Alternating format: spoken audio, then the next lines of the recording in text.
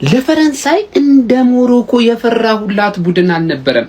ከዚህ ቱርናመንት ላይ ልታሰናብታት የምትችለው ከባዷ ሀገር ለፈረንሳይ ገጠመቻት ብዬ አሰብኳት የነበረችው ሞሮኮ ነበር። ጀመው ግን የፈረንሳይና የዲዲያም ዲሻምፕ ማለት ነው የፈረንሳይ ተጫዋቾችና የዲሻምፕ ስትራቴጂ በጣም ከባድ ነው። ይውላችሁ እንደ እሳት ነበልባል የሚንቀለቀለው ሞሮኮ ሳይፈልግ እንዲበርድ እንዲቀዘቅዝ አደረጉት። ባጫወታቸው እንዲበርድ አደረጉት። ሲጀመር አስቀድሞ ሞሮኮ ይዞ ገብቶ የነበረው አጫወት ካያችሁት ማለት ነው በሚድ ብሎክ ተጫውቶ ማለት ነው ጫውታውን አስጠብቆ ሄዶ ጎል አስቆጥሮ አሸንፎ ስለመውጣት የሚያስብ ብዙ መንቀልቀል የማይወድ አይነት ቲም ነበር። ጎል ከተቆጠረበት በኋላ ግን መልሶ አግሬሲቭ ለመሆን ፈልጎ ነበር፣ ግን ያን እንዲሆን አልፈቀዱለትም ፈረንሳዮች።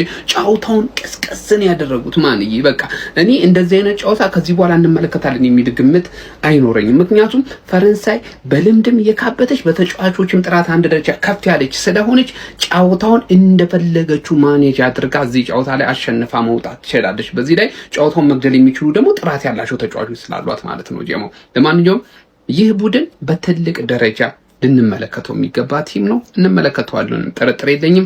ሞሮኮ ግን አፍሪካን አኩርታ ጥሩ ተፎካክራ ከዚህ ውድድር ተሰናብታለች። ጀምአው ለማንኛውም ለዋንጫውንስ ለማን ነው ግምት የምትሰጡት? እስቲ ሀሳብ አስተያየታችሁን ኮሜንት ሴክሽን ላይ አስቀምጡልኝ። ኮፒ ሊንክ ሼሯ እንዳትረሳ። ፈረንሳይ ሞሮኮንም ልክ እንደሌሎቹ ተደበረችባት። ሰከንድ አፍ ላይ ማለት እምባፔ ሜሲ ፔናልቲ ስቶ ኖርማል ጎል ከሆነ የሚያገባውማ እኔስ ለምዶ ፔናልቲ ማገባው እያለች ነው ማለት ገባ አይደለ? ፔናልቲ ስቶ ከፔናልቲው 10 እጥፍ ያበደ ጎል ቅርቅር። ከዛ ዴምቤሌ ሁለት ባንዴ አንዱ ሲገባ ጫዋታው ለማስመለስ ሲከፋፍቱ አምራባትን ሲያስገቡ ገባ አይደል? ዴምቤሌ ገደላቸው ማለት ነው። ምንም አሳዛኝ ተሸናፊ ሞሮኮ ማለት አሁን ይሄን ቡድን ማን ነው የሚያቆመው? ማን ይሄ ማሽን የሆነ ቡድን ማለት ገባ አይደል? እኔ ዘሜትሪክስ ላይ ምናምን ነገር ማሽኖቹ ነው መስሎ የታዩኝ ያሉት ማለት ኒዮ ያስፈልገናል። ማን ነው ኒዮ እሬ ማይቆም ቡድን ደሞ እኮ አታገባባቸውም። ገባር አታገባባቸውም። እነሱ ማግባቱ ማቆሙ ተወና ማን አታገባባቸውም። በቀላሉ የሚገባበት ቡድን አይደለም። ሰሊባ ይላል ሰሊባ በቃ ወርልድ ክላስ ሮልስ ሮይስ ሲሆን ሰውዬ ወርልድ ካፕ ይዘሽ ልመጪ ነው ማን ምንም ማድረግ አይቻልም። የማንቼ ተጫዋች የሌለበት ቡድን ሩቅ ይሄዳል። ሁሌ እኮ ግልጽ እኮ ነው። ከባርለ ግልጽ እኮ ነው። የአርሰናል ተጫዋች ካለ ደግሞ ያዋጣሃል። ፖርቹጋል ምንዶች ማየት ይችላል። ይኸውልህ እዚህ ጋር እንግሊዝ ምናምን አርጀንቲና ኔክስት ተሰናባሽ ናት ማለት ነው። ለምን የአርሰናል ተጫዋች ስለሌለ ትምህርት ይኖራችሁ ለሌላችሁ።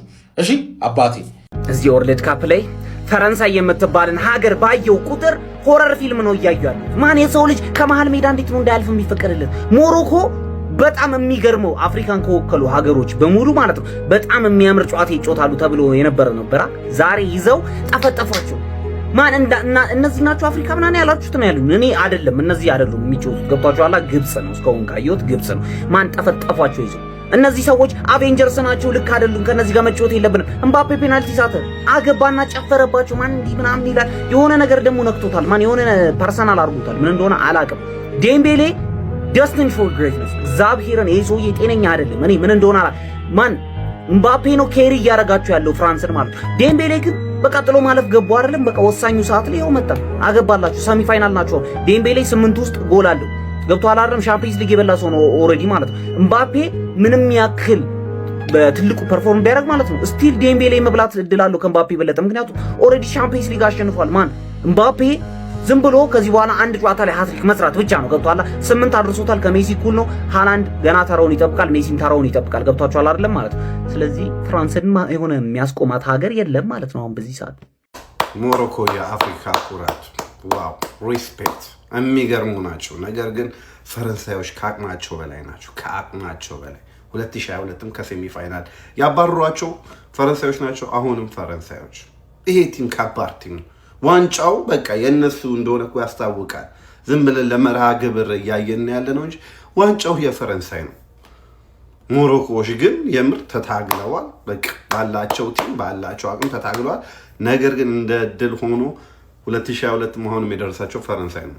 ኪሊያን ምባፔ 8ኛ የወርልድ ካፕ ጎሉን አግብቷል የዚህ ውድድር እና ደግሞ ኦል ታይም ወርልድ ካፕ ቶፕ ስኮረር ላይ ደግሞ 2ኛ ተቀምጠዋል በ20 በአንድ ጎል የሚበልጠው ሊዮኔል ሜሲ ብቻ ነው። ምን አይነት ተጫዋች ነው! ምን አይነት ተጫዋች ነው ኪሊያን ምባፔ! ምን አይነት ብቃት ነው ያለው! ያገባውን ጎል አይታችኋል? ዲዮፕን አፍዝዞት ይችላሉ ፈረንሳዮች። እኔ የፈረንሳይ ደጋፊ ነኝ፣ ነግራችኋለሁ since day one። ይሄም ዋንጫ የፈረንሳይ ነው።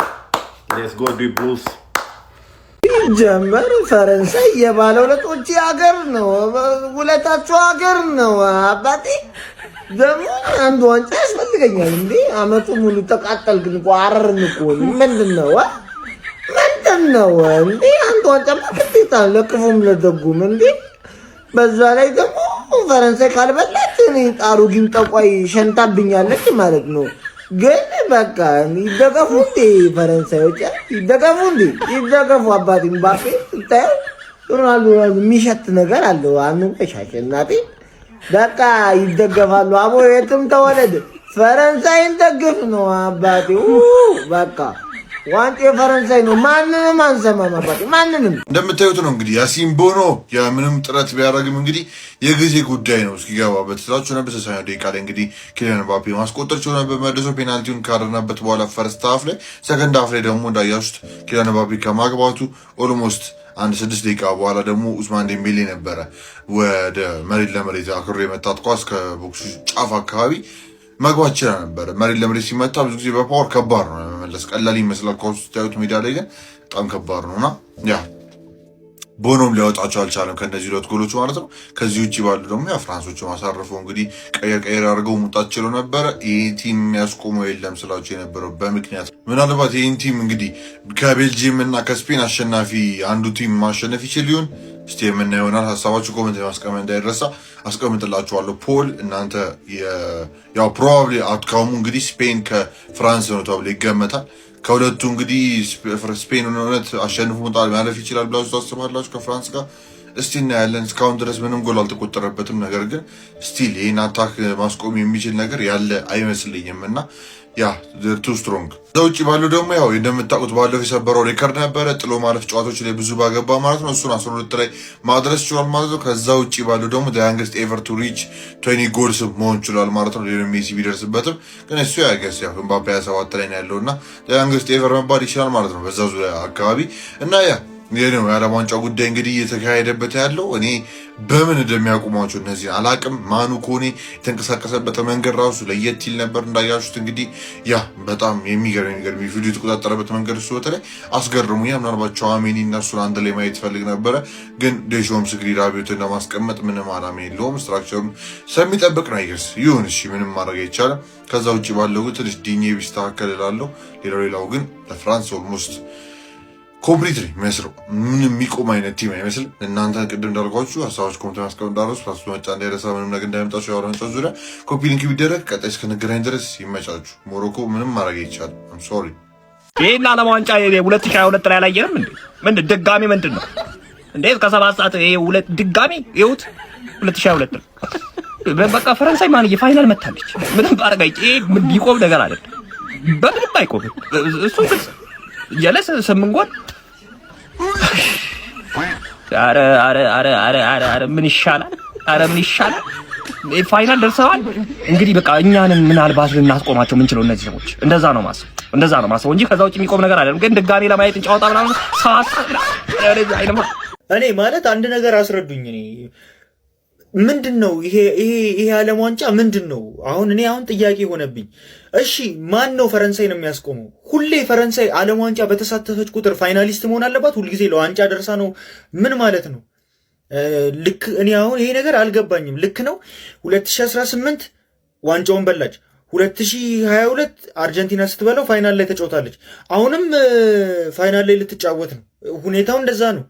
ልክ ነው። እኔ አልገባኝም ማለት ይሄ አሁን እንዴት ነው? እሺ ነገሩ እንዴ እነዚህ ምንድነው? በየአመቱ ሁሉ ጊዜ የሆነ ተጫዋች አላቸው። በቃ እኛ የዓለም ቡድን እግዚአብሔርን የእውነቴን ነው የዓለም ቡድን ከዛ ደግሞ ፈረንሳይ ራሱ ያልጠራቻቸው ያልተጠሩ ለፈረንሳይ ያልተጠሩትን ሰብስባችሁ ከሌሎች ከተቀረው ዓለም ክፍል ምርጥ 11 ሰብስባችሁ ብታጋጥሟቸው ይሄን ቲም አያሸንፉት።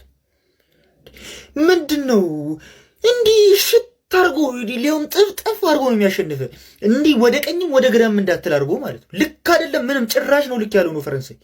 እንዴ አውት ኦፍ ኖዌር ጎል ያገቡባቸዋል። ካስፈለገ ደግሞ ጨርሰው ቀልዶ ምናምን ያገቡባቸዋል። መሀሉን አትበልጡትም፣ ምንም ብትፈጥሩ አትበልጡትም። ራቢዮልት የሚባል ሰውዬ ነጭ ቀለሙ ነው እንጂ ከለሩ የሰውነቱ ቀለም ነጭ ነው እንጂ ውስጡ ጥቁር ነው።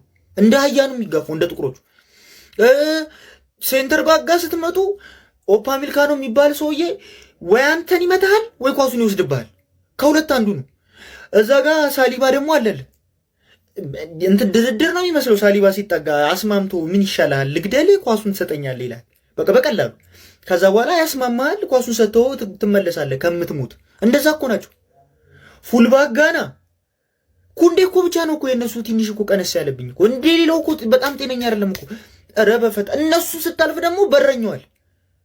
ኧረ በስመ አብ እኔ ፈረንሳይ ካልበላው በጣም ነው የሚገርምኝ ይላል። አስፈሪው ጭራቁ የአጥቂ መስመር ዛሬም ሞሮኮን ከጥቅም ውጭ አድርጓት ወጥቷል።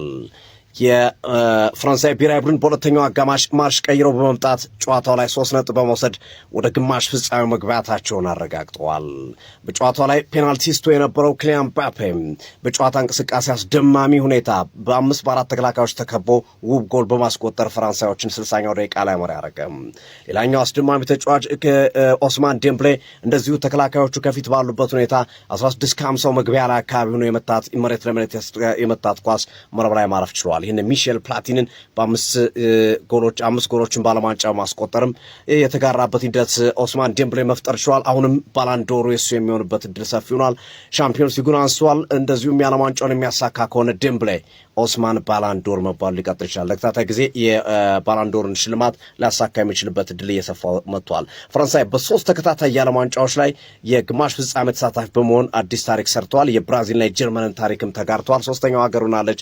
በ3 ተከታታይ የዓለም ዋንጫ ግማሽ ፍጻሜ ላይ በመድረስ 2018 ዋንጫውን አሳክተዋል። 2022 ላይ ሁለተኛውን አጠናቀዋል። ዋንጫ ደርሰው ዘንድሮስ ፈረንሳይ ዋንጫዋን ወደ ፓሪስ ይዛ ትመጣ ይሆን? ብዙዎች እየገመቱት እየጠበቁት ያለ ጉዳይ ሆኗል። የፈረንሳይ ብሔራዊ ቡድን ለዚህ ዓለም ዋንጫ ትልቅ ግምት ተሰጥቶታል። ነገ ምሽት የሚጋጠሙትን የስፔንና የቤልጂየምን አሸናፊ በግማሽ ፍጻሜ ፈረንሳዮች የሚገጥሙ ይሆናል። ዴዴር ዴሾው ጉዟቸው ቀጥሏል። ኪሊያን ምባፔ፣ ዴምብሌ፣ ኦሊሴ፣ ዴዝሪ ዱዌ፣ ባርኮላ አሁንም አስፈሪነታቸውን ቀጥለዋል። ጭራቁ የአጥቂ መስመር ዛሬም የጨዋታ ልዩነት ፈጣሪ ነበረ። ሞሮኮች ዛሬ እምጥ ይግቡ ስምጥ በጣም የነበረው እንቅስቃሴ በጣም ደካማ ነበረ። ይባስ ብሎ አዩብ ቡዋዲን ቀይረው ሲያስወጡት የሞሮኮ አማካይ መስመር ከጥቅም ውጭ የሆነበትን ሂደት ነው የተመለከትነው። ሞሮኮ በጨዋታ ላይ የነበራቸውም ተሳትፎ ደካማ ነበረ። ፈረንሳይ አሳምና ወደ ግማሽ ፍጻሜው አልፋለች። ፈረንሳይ ዋንጫውን ትበላለች ብላችሁ ታስባላችሁ? ኮሜንት ላይ እንደዛ ብላችሁ የምታስቡ ፈረንስ እያላችሁ ጻፉ። መልካም ምሽት፣ መልካም አዳር ይመቻችሁ።